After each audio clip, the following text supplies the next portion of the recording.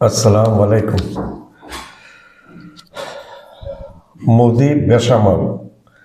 ভারত হঠাৎ করে ভারত হঠাৎ করে বাংলাদেশের উপর ক্ষেপেছে। হাসিনা পতনের পর মোদি এইরকম ক্ষেপেছেন, এইরকম যে খেপেছেন, তার আগে কিন্তু হাসিনা পতনের পরে কিন্তু মোদি এইভাবে ক্ষেপেননি। গত কিছুদিন আগে থেকে মোদি হঠাৎ করে ক্ষেপে গেছেন। তার কারণটা কি? What's the reason behind that? এখন মোদি অনেক ক্ষেপেছে বাংলাদেশের উপর, অনেক বেশি ক্ষেপেছে বাংলাদেশের উপর।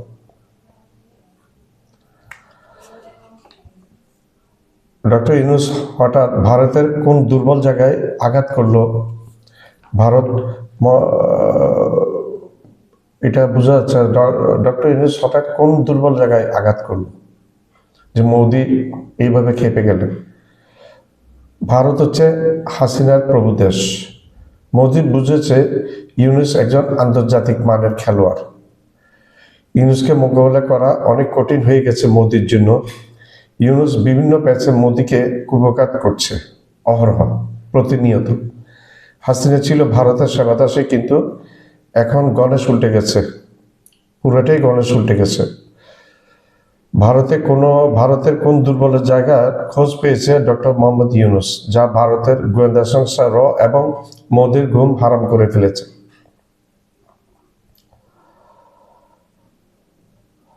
বাংলাদেশকে অল আউট করতে চেয়েছিল মোদি, কিন্তু হিতে বিপরীত হয়ে গেছে। পুরো বাংলাদেশের মানুষ এখন ডক্টর ইউনূস সাহেবের পেছনে ঐক্যবদ্ধ হয়ে গেছে। এটা একদিক দিয়ে বাংলাদেশের জন্য ভালো হয়েছে। ভারত বাংলাদেশকে অল আউট করার জন্য যে চেষ্টা নিয়েছিল, তা ভারতের বিপক্ষে চলে গেছে এবং বাংলাদেশের সব মানুষ, দলমত নির্বিশেষে সব মানুষ একতাবদ্ধ হয়ে গেছে ডক্টর ইউনূস সাহেবের পিছনে।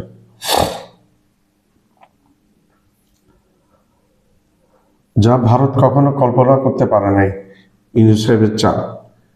আর এই চালে কুপঘাত ভারত মেজাজে হারিয়ে ফেলেছে। ভারতের এখন মেজাজ ঠিক নাই, পুরো কুপঘাত হয়ে গেছে। 1971 সালে মুক্তিযুদ্ধে বাংলাদেশকে সাহায্য করেছিল। এই অজুহাতে ভারত বিগত 16টি বছর চুষে খেয়েছে বাংলাদেশকে, খেয়ে একেবারে বাংলাদেশকে তাবাহ করে দিয়েছে। ছাত্র আন্দোলনের পর পরিস্থিতি পুরাটাই বদলে গেছে। এখন বাংলাদেশের মানুষ চরম ভারত বিরোধী হয়ে গেছে। ইসকনকে নিয়ে নাটক সাজাতে গিয়ে ব্যর্থ হয়েছে ভারত। এখন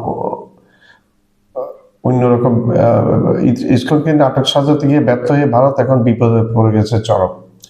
কট্টরপন্থী ভারত, ইসলামী বিদ্বেষী ভারত বাংলাদেশের দূতাবাসে হামলা করেছে। ওনারা বাংলাদেশের দূতাবাস হামলার শিকার হয়েছে ভারতের ভিতরে। আর তারাই নাকি বলে আমাদের দেশে সংখ্যালঘুরা নির্যাতিত হচ্ছে। আমাদের এখানে ইউএন জাতিসংঘের শান্তিরক্ষী বাহিনী পাঠাতে হবে বলেছে। ফালতু আর পাগল, অর্ধ পাগল মমতা ব্যানার্জি। আমি মমতা ব্যানার্জিকে এই বাক্যের জন্য পুরোপুরি অর্ধ পাগল বলছি। বলার কতগুলো যুক্তিগত রিজন আছে।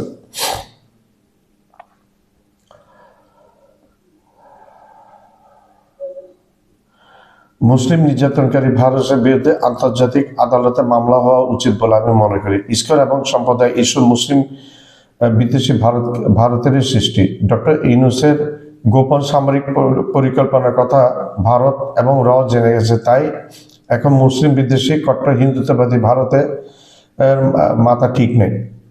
বিশ্বের বড় বড় ব্যবসায়ীরা সংকটে পড়লে ডক্টর ইউনূস সাহেবের কাছ থেকে পরামর্শ নেন। আর ডক্টর ইউনূস সাহেবের কাছে পাঙ্গা নিতে গেছে, সেই ডক্টর ইউনূস সাহেবের সাথে পাঙ্গা নিতে গিয়েছে চাওয়ালা মোদি।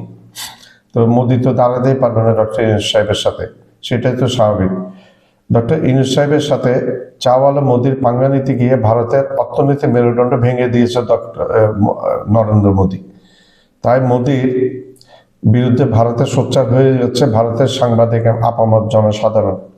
ডলারের বিপরীতে ইতিহাসে সর্বনিম্ন পর্যায়ে চলে গেছে ভারতীয় মুদ্রা।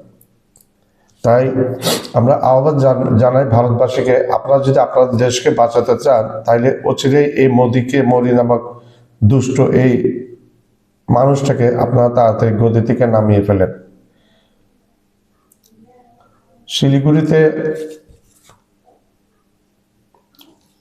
শিলিগুড়ি ভারতের চিকেন নেক করিডোর। শিলিগুড়ি আমাদের বাংলাদেশের ভিতর লালমনিরহাট শিলিগুড়ি থেকে বেশি দূরে না, 12-14 কিলোমিটার দূরে এরকম হবে।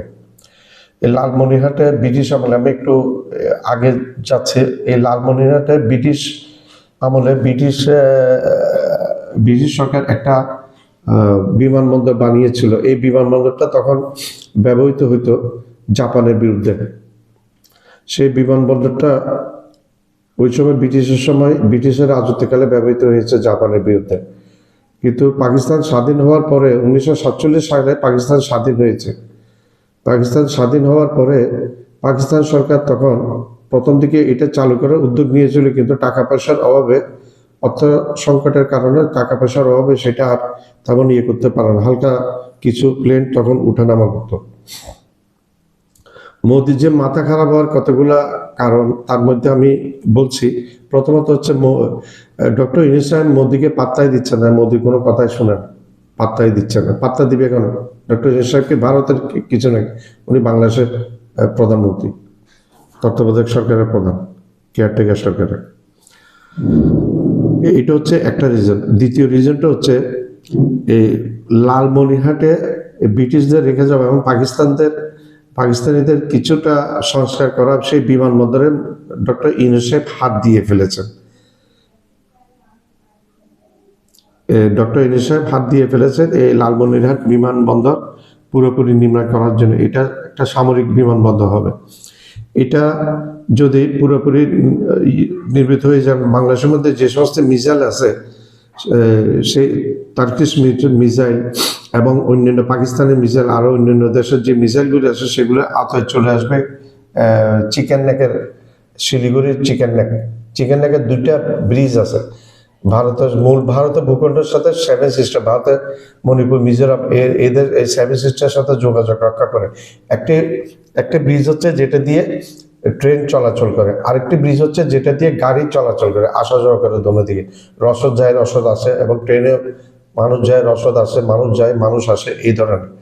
এখন মোদির মাথা খারাপ হয়ে গেছে যে ডক্টর ইউনূস সাহেব এই বিমানবন্দর, লালমনিরহাট বিমানবন্দরটা পুনর্নির্মাণের কাজ শুরু করে দিয়েছে এবং কোনো কথা শুনছে না। এবং সম্ভবত মনে হচ্ছে এটা চাইনিজ আর চীনারা এই ইয়েগুলো করবে।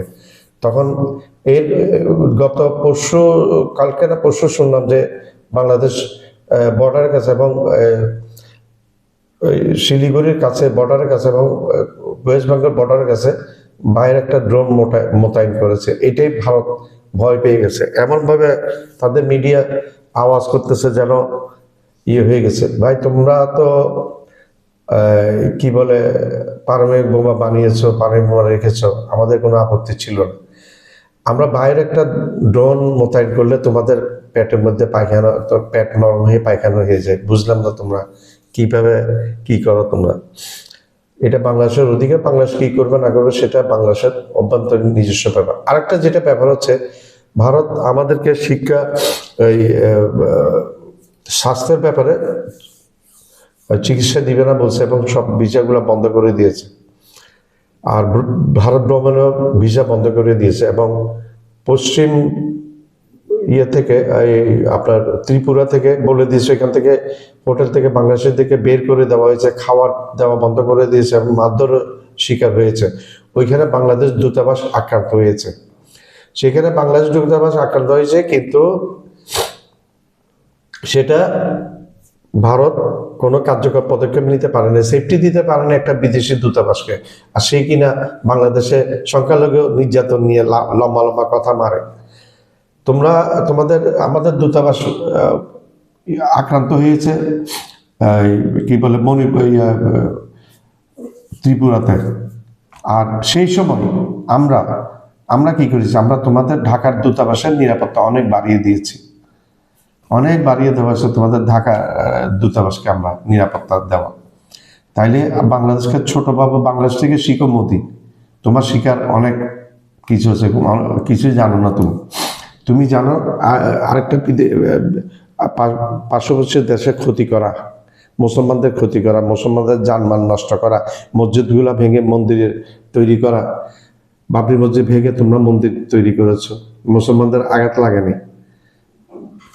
তারপর এখন তাদের সবচেয়ে বড় মাথা ব্যথা, তোমরা আমাদেরকে পেঁয়াজ বন্ধ করে দিয়েছো, আমাদেরকে কোনো খাবার এক্সপোর্ট করবে না বলে দিয়েছো। এর মধ্যে পাকিস্তানের প্রথম একটা শিপ আসছে পেঁয়াজ রসুন এগুলো নিয়ে, তোমরা বলছো পারমাণবিক বোমা আসছে। কত ফালতু তোমরা, তোমাদের দেশ, তোমরা আর তোমাদের এই গদি মিডিয়া, তোমাদের প্রধানমন্ত্রী, তোমাদের স্বরাষ্ট্রমন্ত্রী অমিত শাহ পেট মোটা ফালতু মানুষ। এখন তাদের মাথা ব্যথা হয়ে গেছে। এখন দ্বিতীয় আরেকটা শিপ পাকিস্তান থেকে আসছে, আমাদের সামনে রমজানের জন্য ইফতার সামগ্রী, এই যে চাল ডাল চিনি এগুলি নিয়ে আসবে। তোমরা তো দিবে না বলছো। আর তোমরাই শুধু দুনিয়াতে একমাত্র পারমাণবিক রাষ্ট্র না। একটা জিনিস মনে রাখবে, বাংলাদেশের সাথে বন্ধুত্ব আছে এমন রাষ্ট্রে, ওরা কিন্তু পারমাণবিক অস্ত্রের অধিকারী। বাংলাদেশের বন্ধু রাষ্ট্রের মধ্যে কিন্তু পারমাণবিক অস্ত্রের অধিকার আছে, এটা তোমরা খেয়াল রাখবে। তোমরা আমাদেরকে আক্রমণ করবা, একটা সুইচ টিপলে বিশ্বের মানচিত্র থেকে বাংলাদেশ উধাও হয়ে যাবে। তোমরা থাকবা, তোমাদের দুই পাশে একটা সিংহ একটা বাঘ বসে আছে। তোমাদের উত্তর পাশে বসে আছে সিংহ চায়না, তোমাদের দক্ষিণ পাশে বসে আছে বাঘ পাকিস্তান। এই পাকিস্তানের পারমাণবিক বোমা তোমাদের চেয়ে অনেক বেশি আছে, অনেক বেশি পারমাণবিক বোমা। তো তোমরা বাংলাদেশকে হুমকি দাও। পাকিস্তান বলছে বাংলাদেশকে কোনো কিছু করলে পাকিস্তান এগিয়ে আসবে, পাকিস্তান বাংলাদেশের সাথে থাকবে। এখন বুঝে নাও, 2 এ 2 এ 4, 4 এ 4 8, 8 এ 8 এ 16, 16 16 32, এগুলো অঙ্কের হিসেবগুলো বুঝে নাও। তোমরা আমাদেরকে দুনিয়া থেকে উল্টাই দিবে। আর তোমাদের চিকেন নেক থাকবে, তোমার বাংলাদেশকে আক্রমণ করলে চিকেন নেক থাকবে, তোমাদের পশ্চিমবাংলাকে বাংলাদেশে নিয়ে নিবে। ধন্যবাদ।